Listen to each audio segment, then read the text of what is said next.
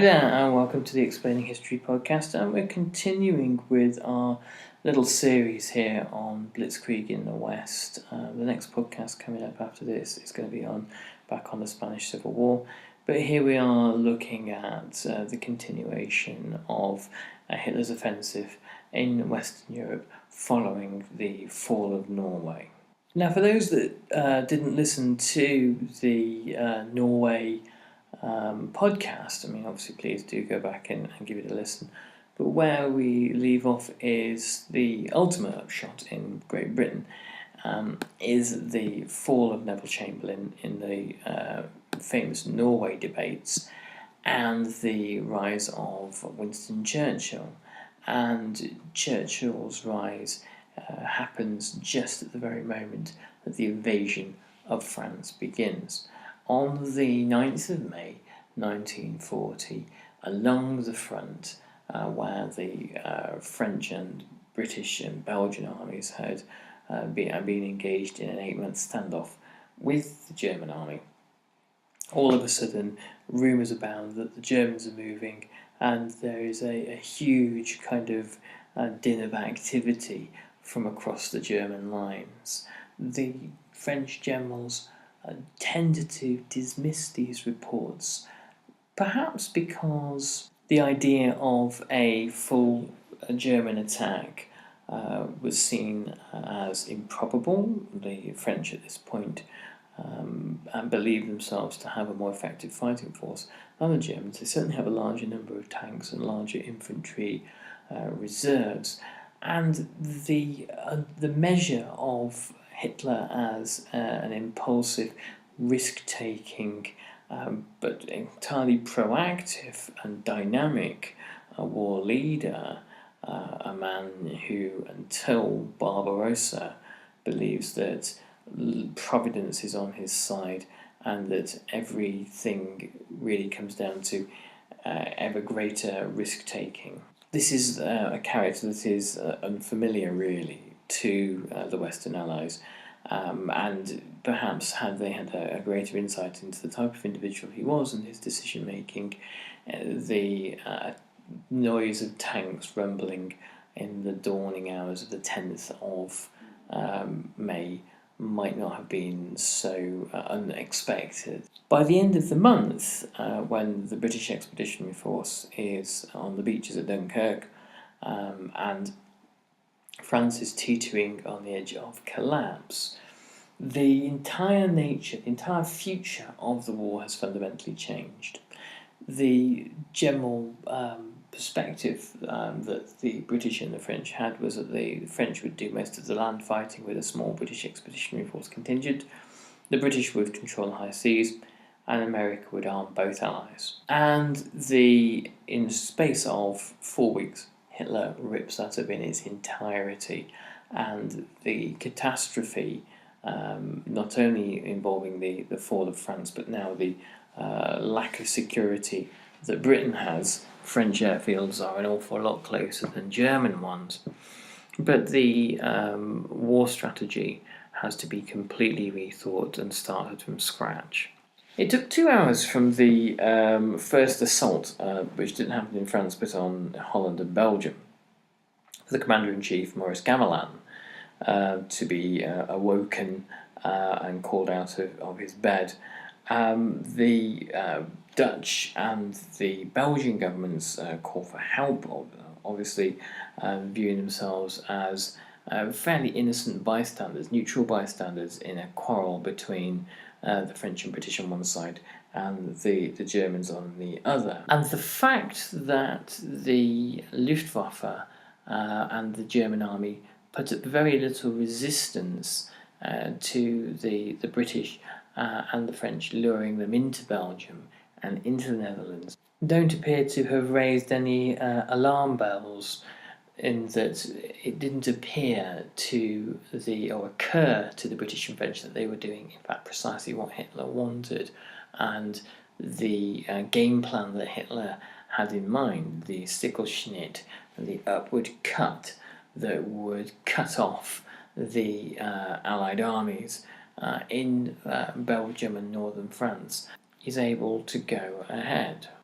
Early on May the 10th, glider troops landed on Eben Emael, the Belgian fort, which covered the Albert Canal, which was the kind of the linchpin really to Belgium's security. It was a vast concrete bunker-like structure with interlocking fields of fire, and the skill of the German glider pilots was second to none in landing directly on top of the fortress. But the short work that the Germans made of the Dutch and the Belgian armies was nothing compared to the force that was making its way through the Ardennes forest. The Ardennes, huge and thick and impassable woodland that was to be used with deadly effect by Hitler not once but twice during the Second World War. First during the invasion of France, and secondly during the Battle of the Bulge. It turns out that it wasn't quite as impassable as was previously thought. 134,000 troops, 1,600 vehicles, of which 1,222 happened to be tanks, made their way through the Ardennes on narrow roads with huge tailbacks. German traffic transport officers having to manage this, the various breakdowns in tanks and the complex management and movement of vehicles, all done as quietly as possible and as invisibly as possible. The Germans benefited from Britain and France's naivety in a way and a lack of understanding about effective air operations. The bulk of Germany's armour sat in the forest as a sitting duck for several days and could have been devastated from the air had the British and the French done enough reconnaissance flights to see that it was actually there.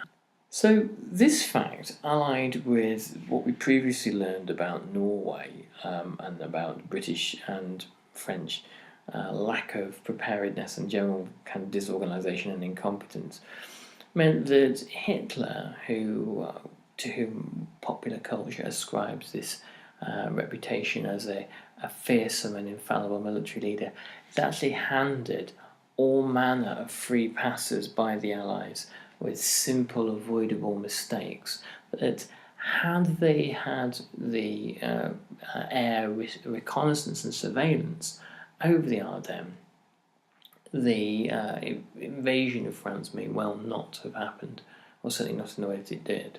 Poor intelligence meant that Gamelin had little idea about where the German army was, even when it started to move out into open country, bursting out of the Ardennes, and where it was going, and a system of communications in France seems to have broken down in its entirety.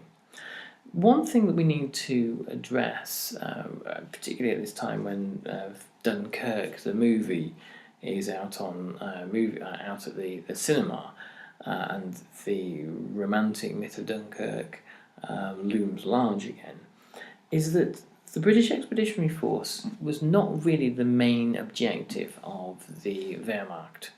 It was the French army. The French army was much, much larger, and the French army was seen as the main land force to defeat. Another myth that needs to be dispelled is about the Maginot Line. The Maginot Line was a long system of interconnected forts, underground railroads, and artillery embedded in concrete that ran along the Franco-German border, but obviously not along the Belgian border, as Belgium was an ally, thus making it a key weakness. Belgium is a kind of a key weak point of the Maginot Line. Now, the assumption is that a fixed set of defences was what France was relying on in order to win its war with Germany. And this isn't really the case. The Germans obviously do go round the Maginot Line, but the French knew that the way to fight the war in the future was to make sure it wasn't fought on French soil, as it had been during the First World War. Now, I did a podcast on Clemenceau a couple of days ago with some very revealing statistics about the level of devastation to France. And if you're interested, go back and check that out, because the ideas the memory of that devastation was writ large in the minds of an entire generation of French military planners. And so they weren't content to stay with the Maginot Line. They wanted to make sure that the war was fought on German soil. And so the German army, the French army, I beg your pardon, in the first days of the invasion of France, actually marches onto German territory, swiftly withdrawing. But more cynically, Gamelin hoped that the titanic showdown battle with Germany would happen in Belgium. And this partly explains why it is, once it becomes clear that the Germans are going to win, that the Belgians surrender and abandon the Allied cause. By May the 14th, the French had fought very hard in the Netherlands and in Belgium, and they had they had not been able to hold the line in the Netherlands because the Dutch army had been forced too far back, but they do hold the line successfully in Belgium at Hanau. They managed to destroy 165 panzer tanks. However, when the Belgian army is pushed back in disarray, it means that France's right flank is exposed, and France therefore has to withdraw. The greatest threat to an army during a war of movement is a flanking manoeuvre whereby they face the threat of being encircled. Gamelin, throughout these difficult days, seems to be in very good spirits. One might say almost naively so. He was a veteran of the First World War. He had served under Joseph Joffre, the legendary French general, and had been one of the chief officers who had planned the victory at the First Battle of the Marne in 1914, which had saved Paris. So it's possible that in Gamelin's mind he was about to achieve a similar victory and stop the Germans in their tracks. However, this is not what happens. If there were 17 German divisions committed to seizing the Maginot Line and 29 to attack Holland and Belgium, then there were a further 45 with 7 panzer divisions that attacked in the centre, pushing through the Ardennes forest and swinging upwards to the Channel coastline in order to close the trap. French defenders who saw the first German troops on the 13th of May were attacked at fortresses in places such as Sedan by over 1,000 Luftwaffe aircraft, Heinkel's, Stuka dive bombers, that kind of thing. And it was the first instance whereby these kinds of ground attack tactics had been used in the Second World War, though they had been obviously pioneered in Spain. The real impact isn't on the defensive positions or the reinforced bunkers at Sedan. Instead, it is on the morale and the mentality of the defending men. The shrieking of Stuka klaxons, the nose cone that let out that dire, whining, dive-bombing noise had a terrible impact on the ability of men to carry on in their duties. And here's a quote. It's in All Hell Let Loose by Max Hastings. He said, the first such air attack of the war did little material damage, but impacted severely on morale.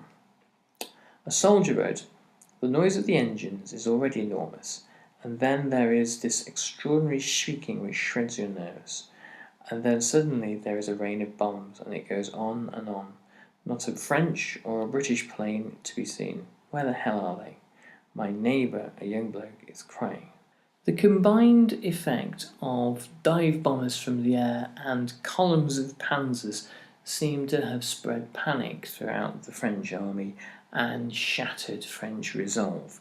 The German army crossed the Meuse River relatively unopposed on the evening of the 13th, hours after the Shrieking Stuka and Heinkel dive bomb attacks, and the French army retreats in disarray. What French soldiers would have seen on the ground would have been wave after wave of panzer tanks and massed armour.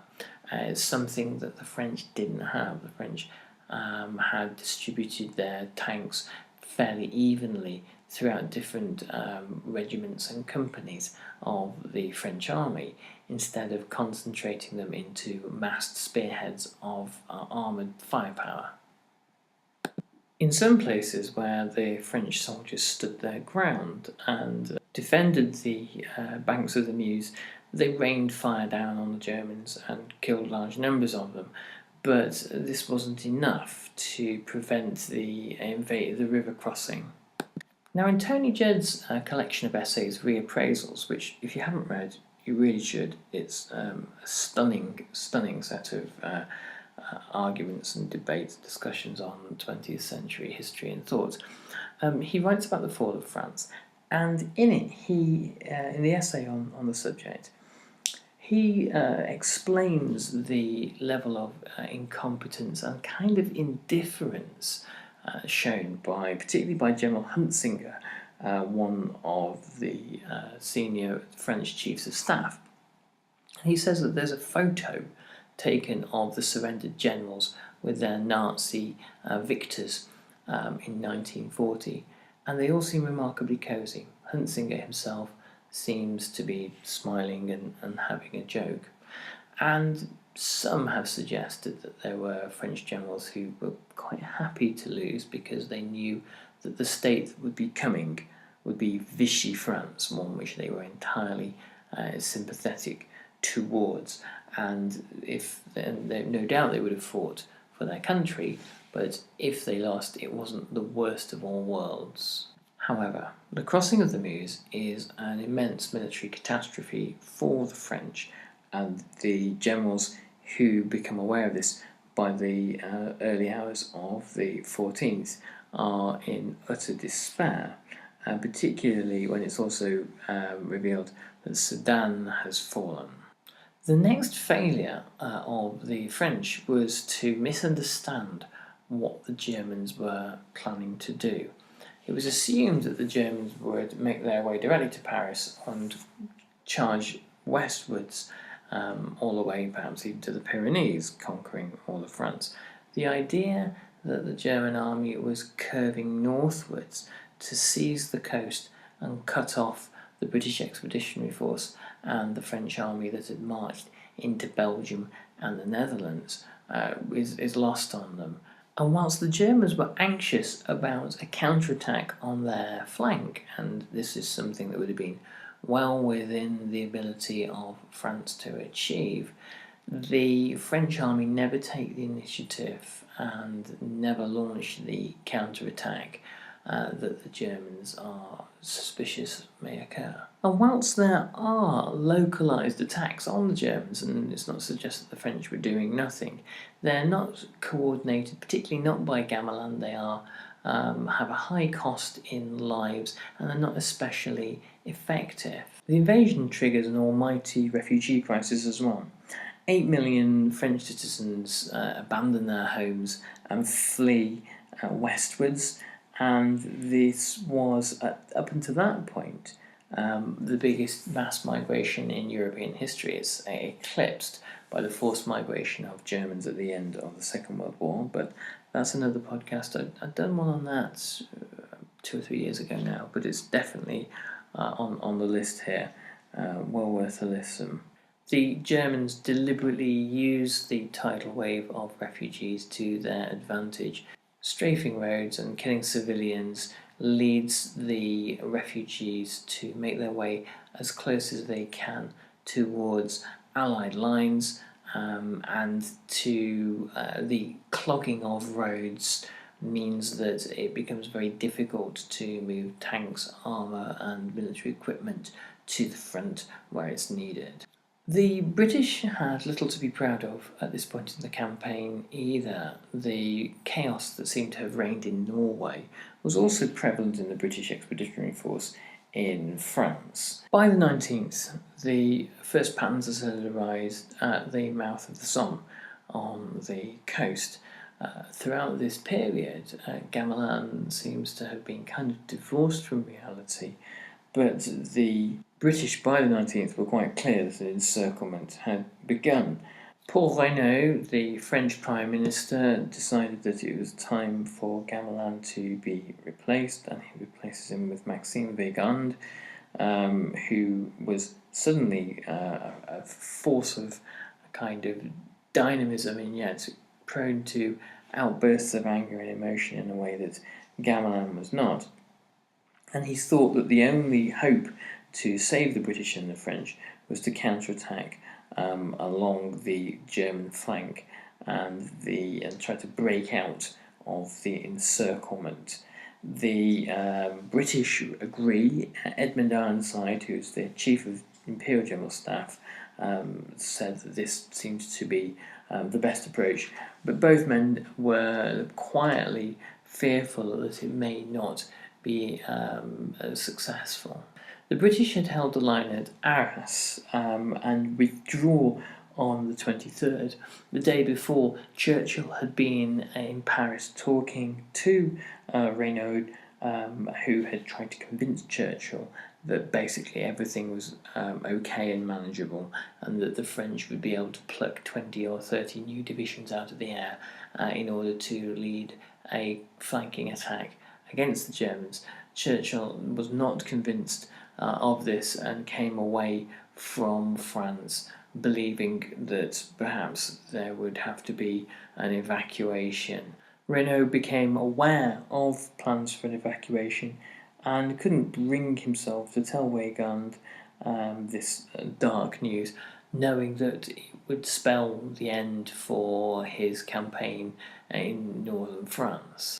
Some British officers secretly suspected that the French generals were happy to surrender and collaborate, whereas the French fired back a similar accusation at the British that they were happy to abandon and return back over the channel at the first sign of trouble. I'm going to continue in a separate podcast on Dunkirk. It's kind of topical at the moment, I guess, given the movie. There's a bit more to be said about it than we can really fit in right now. Suffice to say, though, that Dunkirk isn't the final moment in the unfolding tragedy of France. And the country finally capitulates on the 20th of June, some 46 days after hostilities began. The cost in human life of Germany's attack on Belgium, the Netherlands and France to Germany was 43,000 troops killed, 117,000 men wounded. France lost 50,000 men, the British 11,000, and the Germans took 1.5 million prisoners. And as previously mentioned, the fall of France throws Allied plans into absolute chaos, and the British have to think about how to fight a completely different kind of war. Anyway, I hope you found this useful, and please do, if you can, check out our Patreon page. I'll put a link below, and also if you can give us a thumbs up or a like or a good review on the iTunes page for Explaining History, that would be greatly appreciated. Take it easy, and I'll catch you on the next Explaining History podcast.